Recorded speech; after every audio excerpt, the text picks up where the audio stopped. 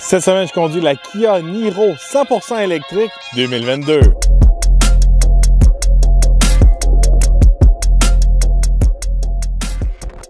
Lancée en 2019, la Niro EV nous offre une belle alternative entre un modèle hatchback et un VUS. Mais la technologie du Niro EV remonte à plus de 3 ans, même presque 4 ans. Est-ce que c'est toujours de taille contre les nouveaux véhicules électriques de 2022? Sous le capot de la Niro EV, on retrouve un moteur électrique qui ressemble à un moteur à essence. Malheureusement, on n'a pas une espèce d'espace cargo à l'avant. De ce côté-là, c'est un peu malheureux. Mais c'est un moteur qui développe 201 chevaux et 291 livres-pieds de couple. C'est jumelé à une batterie de 64 kWh et on peut s'attendre à une autonomie d'environ 385 km.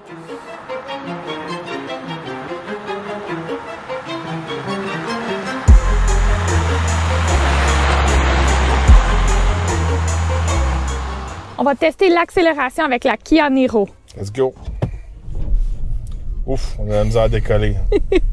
Bon, j'ai pas enlevé le système de traction parce que il y a vraiment de la misère à décoller quand que... Même sur l'asphalte sec, là, c'est un petit peu mouillé aujourd'hui, il y a un petit peu de neige, ces choses-là. Il y a vraiment de la misère à gérer son pouvoir. Il envoie beaucoup trop de torque à seulement une roue. Pour un véhicule électrique, j'aimerais mieux qu'il y ait une meilleure gestion. Oui, c'est pas un modèle à traction intégrale, mais quand même, avec un modèle électrique, on pourrait faire une espèce de locking differential en avant sans avoir aucun problème. Puis des fois, je le vois qu'il envoie un peu le pouvoir à l'autre roue, mais il envoie un peu trop à une roue. Fait que dans le meilleur des cas, comment on peut faire le 0-100 normalement? Techniquement, on peut le faire en 7,2 secondes, mais là, je pense que c'est le temps que ça a pris avant juste qu'on décolle un peu. Fait que c'était pas ça pantoute. Ouais, c'est fait que si vous êtes sur le coin d'une rue et il faut que vous décollez vite, là, il y a des bonnes chances que vous allez rester sur place parce que côté traction, c'est un petit peu ordinaire. On l'a vécu beaucoup cette semaine aussi. Quand on est allé faire des courses, il y avait une tempête, puis Jules, à un moment donné, t'as été obligé de carrément enlever le bouton de la traction. Ouais, puis il spin de ça, une affaire pour faire lever la boucane. Ah oui. Bon, côté d'une route, c'est sûr que c'est pas exceptionnel. Là. On est un petit peu haut de terre à comparer d'un véhicule, mettons d'une auto, mais on est vraiment entre un auto et un VUS. On voit que la priorité, c'est vraiment le confort. Je vois que c'est une approche vraiment d'un véhicule qu'on va utiliser pour faire du point A au point B, tout en étant confortable. C'est sûr, certain, quand on le pousse dans une courbe, c'est pas une Mustang Mach-E. Non, vraiment pas. Puis on le sent. Habituellement, même quand les véhicules sont plus axés un peu sur le confort, comme un peu l'approche que le Niro a, il y a quand même un peu de tenue de route d'habitude. Mais là, je dirais que je pense que c'est un des pires dans sa catégorie. L'affaire qui arrive aussi, encore une fois, là, on est sur des pneus d'hiver. C'est sûr, certain que c'est pas le best pour tester la tenue de route. Mais ça aussi, les pneus qu'on met sur des modèles 100% électriques, on fait un sacrifice aussi sur la grippe pour la tenue de route. Encore une fois, là, regardez, c'est pas une voiture sport, là, mais tu sais, on a juste à regarder le véhicule puis on le voit. On s'en attend que c'est pas celui qui va battre le record de Nürburgring. Du côté du design extérieur, c'est pas un véhicule qui est très attirant. Moi, personnellement, je le trouve pas très beau. Il y a une shape étrange. On a des détails turquoise dessus pour montrer que c'est un modèle électrique, mais comme je vous dis, c'est pas le plus beau de la gang dans la gamme des véhicules électriques, là. C'est une approche plus conventionnelle. C'est sûr et certain que le Niro est basé sur un modèle qu'on peut avoir à l'essence et aussi hybride branchable. J'aime ça, une approche plus conventionnelle, moins extraterrestre. Mais c'est sûr et certain que même si c'est un véhicule conventionnel, il faut qu'il fasse les touches hybrides, des maglettes, des touches turquoises, là, fluorescentes, là. C'est parce que l'affaire qu'il y a, c'est que souvent, quand on tombe dans le modèle électrique qui coûte plus cher que les autres modèles, je trouve qu'en mettant des touches turquoises, ces choses-là, moi, ça m'attire pas. Ça fait un peu joujou, là. Ça fait un peu modèle entrée de gamme, là. On essaie d'attirer les jeunes. Moi, le style extérieur, vraiment, là, il m'attire pas pantoute. On aurait enlevé le turquoise. Ouais, tout le tour est pas super. Bon, peut-être que l'extérieur est décevant, mais quand on est à l'intérieur, c'est vraiment une autre expérience. On tombe vraiment dans un modèle style traditionnel Kia. C'est pas extraterrestre. Moi, j'aime beaucoup ça. On a des vrais bons sièges confortables. C'est une grosse surprise pour moi cette semaine. Seulement, là, quand on tombe dans des modèles électriques, là, ils mettent des espèces de sièges là, auto-électriques. Tu sais, j'ai qu'à penser à la Chevrolet Bolt, là, ouais. Que les sièges sont horribles dedans, sont vraiment pas confortables. Ou des fois, il y a des schémas dedans avec des couleurs un peu style turquoise dehors. Là, on tombe vraiment avec un intérieur normal. Puis moi, j'aime ça. On n'a pas de méga écran style Mackie, tout ça. Mais tout fonctionne bien. Puis, en tout cas, là, à l'intérieur, on ne se sent pas dans un véhicule électrique extraterrestre. Non, vraiment pas. On a conservé tous les boutons. On a de l'espace aussi. Là. L'intérieur des portes est fait comme curvé, fait que ça vient laisser un peu plus d'espace pour les jambes et tout. Là. Je vous dis, quand on voit l'extérieur du véhicule, puis on ouvre la porte, puis on voit l'intérieur, on reste surpris. Oui. Moi, je m'attendais pas à ça pour l'intérieur. Moi, je vais être franc avec vous. Là, la semaine passée, on avait un Lincoln Corsair, là, PHEV. On va se dire, Lincoln, c'est reconnu pour le confort. Puis, cette semaine, je suis plus confortable dans le Niro que dans le Lincoln. Oui. Le siège, l'espace pour mes épaules, mes jambes, tout ça. J'ai pas une console qui me rentre dans le genou. Je suis vraiment surpris. C'est un modèle qui est agréable. C'est un modèle qui est le fun de passer du temps pour, justement, quand on est poigné dans le trafic, point A, point B, je trouve ça super. Qu'est-ce que j'aime, c'est que c'est vraiment simple à l'intérieur. Oui, on a un petit écran, mais on a des boutons pour tout. Tout est facile d'accès. On a les bancs chauffants, volants chauffants, bancs climatisés, tout ça vraiment à portée de main. On n'a pas à fouiller dans un écran. Qu'est-ce qu'on voit parfois dans d'autres modèles de véhicules électriques. Pour ça, je trouve ça vraiment génial. Tout est facile à comprendre aussi. Tous les cadrans devant moi, ça me dit mon autonomie, comment il me reste de charge dans ma batterie. Je peux mettre aussi un mode EV sur l'écran qui va me donner encore plus de détails. J'ai deux espèces de paddle shifters sur le volant. Ça, c'est vraiment pour nous aider à régénérer de l'énergie dans nos batteries quand on ralentit. Au lieu d'utiliser nos freins, on peut utiliser nos espèces de palettes en arrière du volant. Des choses qu'on retrouve aussi dans le Chevrolet Bolt. Cette semaine, je n'ai pas tellement utilisé. Je pense que ma façon de freiner, je suis capable de gérer ça pour régénérer mon énergie. Puis souvent, quand que je vais jusqu'à un arrêt, ça me dit que j'ai réussi à régénérer jusqu'à 100%. Ça, c'est vraiment des aides à la conduite éco. C'est le fun. On peut vraiment changer la façon qu'on conduit avec ces gadgets-là. Sur certains, on a différents modes de conduite.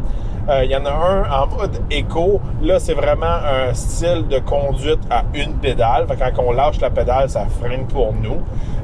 Moi, je suis pas super fan de ça. J'aime ça avoir le style naturel comme un auto à essence. Mais on voit qu'on a plusieurs options pour maximiser notre autonomie. À l'arrière du véhicule, on a beaucoup d'espace parce que le véhicule est fait sur le haut comme un VUS. Également, de l'espace entre mon banc et le banc à l'arrière. Je le vois quand j'embarque mon bébé, j'ai encore beaucoup de place pour me reculer. Ça, c'est un beau plus pour un véhicule électrique comme ça. Ouais, si on passe à l'arrière dans la valise, quand même un bon espace. Puis même si le Niro, le modèle électrique est fait sur une plateforme à essence, ils ont quand même bien situé les batteries, fait qu'on fait pas un méga sacrifice dans la valise. C'est quelque chose qu'on retrouvait auparavant. Si je pense un peu à un Ford Focus électrique, on faisait un gros sacrifice dans la valise. Là, on perd environ un pied cube dans la valise là, de ce côté-là. Fait que même si on a choisi le modèle 100% électrique, on fait pas un sacrifice côté cargo. Pour le temps de recharge du véhicule, si on se branche sur un courant de niveau 1 de 120 volts, ça va prendre environ 2 jours et demi pour avoir 100% d'autonomie. Sur un niveau 2 de 240 volts, ça va prendre environ 9h30. Et sur un niveau 3, un chargeur DC, pour avoir 80% de la batterie, ça va prendre environ 1h15. Bon, les chiffres sont normaux. Mais il y a quelque chose que j'ai remarqué cette semaine, qu'on n'avait jamais eu l'expérience auparavant. De plus en plus, depuis plus que la technologie de batterie avance, quand on le branche à la maison sur un niveau 1, 120 volts, un plug normal, le véhicule a de la misère à recharger. Fait que, là, c'est vraiment des histoires de 52 heures, 60 heures, comme qu'on vient de vous dire environ. Mais cette semaine, j'ai été capable de rouler le véhicule toute la semaine. Oui, j'ai pas fait des longues distances, mais j'ai été toujours capable de le recharger sur mon niveau 1 à la maison. Puis c'est quelque chose que j'ai jamais vécu auparavant. Non. Si vous avez vu notre essai de la Mach-E GT, c'est sûr et certain, c'est une batterie beaucoup plus imposante, plus de performante. Mais pendant l'hiver, pendant qu'il faisait froid, quand on la pluguait sur 120 volts, le véhicule ne rechargeait pas. Littéralement, là, on gagnait juste quelques kilomètres. On n'était pas capable de recharger. Là, à chaque fois que je rentre dans le véhicule cette semaine, il est toujours plein. Il est presque toujours plein. C'est une grosse surprise. Je ne sais pas si c'est grâce au fil qui vient avec la Niro. Il y a vraiment une boîte qui vient faire la gestion d'espèces d'électricité qui rentre dans le véhicule. Je ne sais pas si ça l'aide pour le froid aussi. Mais vraiment, c'est pas une histoire de 50 heures que j'ai vécu cette semaine. De ce côté-là, je suis vraiment surpris. Je donne crédit au Superfil qui fournit avec le Kia, parce que cette semaine, on a eu quand même des températures de moins 15. Habituellement, il n'y a pas la boîte qui vient avec le fil. Là. Je suis pas calé dans les fils avec des boîtes, tout ça. Je ne rentrerai pas dans tous les détails de ça. Mais j'apprécie un véhicule qu'il est capable de recharger autant sur un niveau 1 qu'un niveau 2 qu'un niveau 3.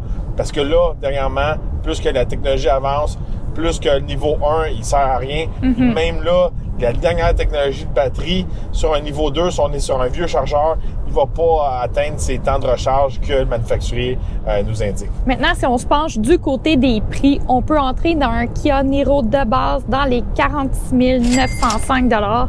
Le modèle qu'on a à l'essai cette semaine est de 56 840 $. C'est sûr et certain, de ce côté-là, ça n'inclut pas les rabais provinciaux, fédéraux, etc. Je pense à d'entrée de base là, avec 46 000 $. C'est un bon prix qui est intéressant. Puis peut-être que pour une espèce de véhicule pour aller d'un point A à point B qui est confortable, peut-être qu'on n'a pas besoin de tous les gadgets, les toits ouvrants, les ci, les ça.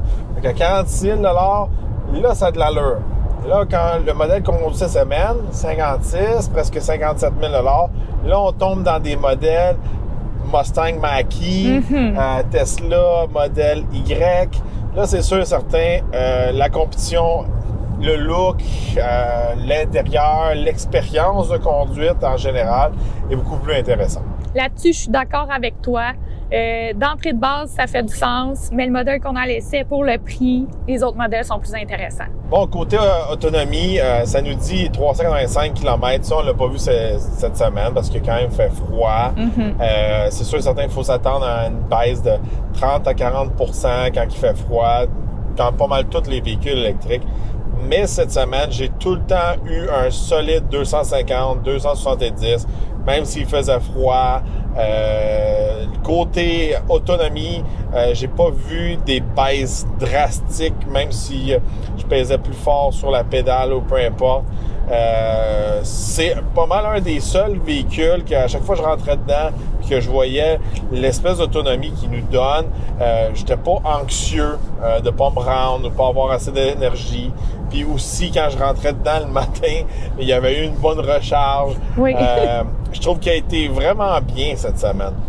Oui, ça nous a surpris tous les deux. À tous les matins, on se disait, là, il fallait faire les commissions, là, il faudrait aller le faire recharger à notre place spécifique de niveau 2, qu'on va toujours faire recharger les véhicules. Mais à chaque fois, on était comme, on n'a pas besoin, finalement, il a tout chargé tout seul à la maison. Fait que je pense que c'était la première fois que ça nous est arrivé avec un véhicule électrique. Oui, puis tu sais, aussi, ici au Québec, là, ça stresse beaucoup de gens, le comportement hivernal des véhicules électriques. Fait que là, c'est clair. Bon, je pense que la norme, c'est 30 % qu'on va perdre pendant l'hiver. Le chauffage, les pneus d'hiver, la température, etc. le gros défaut du Niro en hiver, c'est un peu comme que je disais au décollage, il y a de la misère à bien gérer son power. On a presque 300 de torque généré par le moteur électrique, puis il est mal géré ce torque-là, puis c'est du torque instantané. Puis de ce côté-là, il va falloir que Kia s'améliore à faire une meilleure gestion de l'appliquer à la bonne roue. Je sais qu'un modèle à traction intégrale serait plus adapté à nos hivers, mais quand même, je pense qu'il serait capable de faire une bonne job pour pas tout mettre le power instantané à une roue. De ce côté-là aussi, quelque chose que j'ai remarqué cette semaine, le port de recharge est à l'avant. Ça peut être pratique, mais je trouve que cette semaine, surtout après avoir conduit dans la neige, la glace, ces choses-là, souvent la petite porte à gel est dure à fermer. Je pense qu'à long terme, la porte semble cheap. Faudrait qu'ils mettent une porte qui est plus solide. Tu sais, genre, je vais être franc avec vous là, cette semaine. Il y a une couple de fois que j'ai donné des bons petits coups là, pour qu'elle s'ouvre là, ou qu'elle reste fermée. Je pense qu'à long terme, ça va être un problème, la petite porte en avant. Oui, puis toujours se battre avec, on s'entend. Quand c'est sur le côté, le vent passe, la neige, la cochonnerie, ça passe, c'est correct. Mais en avant, c'est poivré. Puis l'été, ben ça va être les bébites. Faut se mettre les mains là-dedans et tout. C'est pas génial de ce côté-là. Une autre chose qui m'a surpris, le système de chauffage, là, très efficace. Oui, très efficace, il chauffe très vite. Puis l'avantage de ça qui chauffe vite, c'est qu'on peut réchauffer le véhicule, puis après ça, un peu ralentir le système de chauffage. Fait que de ce côté-là, on vient pas réduire beaucoup notre autonomie. Puis je trouve que c'est un gros avantage. Puis souvent, quand on est dans des véhicules électriques, ceux qu'on a testés, le chauffage était un peu ordinaire, mais c'est pas le cas dans le Niro. Là, on était dans la tempête de neige, puis à l'intérieur, moi, je me sentais quasiment à Cancun, tellement que ça chauffait fort. À un moment donné, j'étais comme, on va éteindre le chauffage, parce que là, on est en train de toaster. Bon, faut se dire, la Kia Niro, c'est une vieille génération de modèles, véhicules électriques.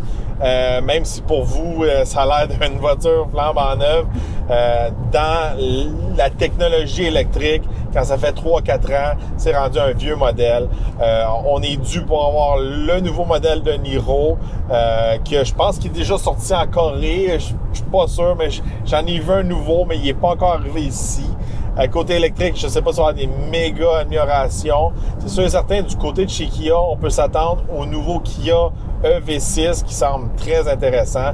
Ça va être un vrai compétiteur contre la Ford Mustang Mach-E ou toutes les autres espèces de Volkswagen ID4 ou le nouveau Toyota, le nouveau Subaru. Ils ont toutes la même grosseur, la même shape. Là, c'est toutes des Mustang Mach-E. Je trouve que le EV6 a l'air intéressant. Il n'a pas l'air gogos avec des espèces de touches turquoises. C'est un modèle qui semble attirant à l'œil, autant à l'extérieur qu'à l'intérieur. Fait que là, ça, c'est assez intéressant de ce côté-là. Fait que peut-être, si vous regardez pour un modèle électrique, vous aimez les produits Kia, peut-être attendre pour le nouveau Niro ou le EV6.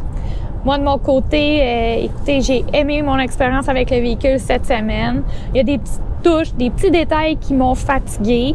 Mais les gros points forts, c'est le temps de recharge qu'on a recharge à la maison, comme qu'on a dit tout au long du vidéo. À l'intérieur, très confortable. Moi, je dis que si vous êtes quelqu'un qui voulait un véhicule électrique pas trop compliqué, qui est confortable, qui va bien du point A au point B, où vous avez de la place pour emmener vos enfants, j'irais pour un Kia Niro de base. Sinon, comme tu dis, j'attendrai le prochain modèle parce qu'il est plus beau. C'est tout pour aujourd'hui. N'hésitez pas à vous abonner, à partager notre vidéo et on se retrouve dans un prochain Essai routier.